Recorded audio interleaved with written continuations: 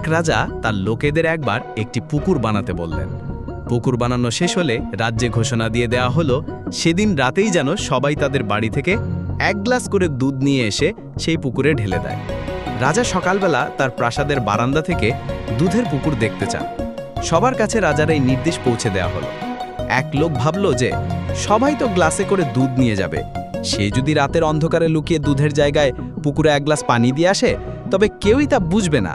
তাই সে সকলের সাথে গিয়ে সবার অলক্ষ্যে 1 গ্লাস পানি ঢেলে দিয়ে এলো।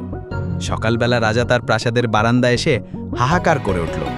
তার স্বাদের পুকুর শুধু পানি দিয়ে ভর্তি ছিল, সেখানে 1 ফোঁটা দুধও ছিল না।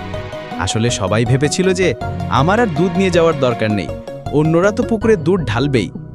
অন্যের ওপর ভরসা করে থেকো না, নিজের কাজ নিজে 100% করার চেষ্টা করো। ভিডিওতে একটা লাইক কমেন্ট করে দিবেন, আরও ভিডিও পেতে সাবস্ক্রাইব করে দিবেন। আল্লাহ হাফেজ।